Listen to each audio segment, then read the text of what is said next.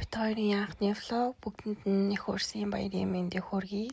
Хүн маань өглөө 7 цагт босоод буцаж унтаад арай иж босоод хувцлаад ээж болон дүү нартайгаа уулзаад замдаа гарсан байгаа. Ингээд гараа гарахыг заагаад өгсөн чи амар хөөрхөн гараа гаргаад сэлхний өдөөс хөөрхөн царай гаргаад орчлоороо танилцаад явсан байгаа.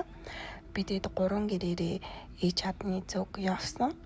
Тэгээ замдаа амар бартаатай замтай их таарсан хөгжилтэй хөөхтэй явдлуудаар дөөрөн явсаар очисон. Очиход айгу хөтөн зам дээр нь бороо орсоор агаад явсан.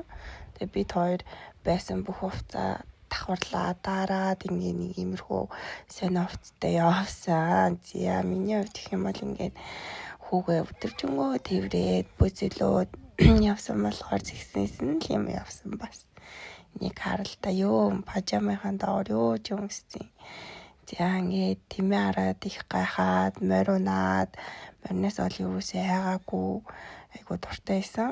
Тэгээд ээж чадандаа хөслөө бүгдээрээ шивнээ зуласаагаад буцсан байгаа. Буцахтаа хүмүүс маань бүр ядраад ингээ унтсан. Би болохоор бас үнэхээр ядарч байсан ч гэсэн хөөхтэй тэрврээд хэцүү зам байсан болохоор аль болохоор унтахгүй хичээ явсан. За хүмүүс маань сэрэнгүүтээ амар ааштэйсэн болохоор ингээ өөртөө аваа явсан.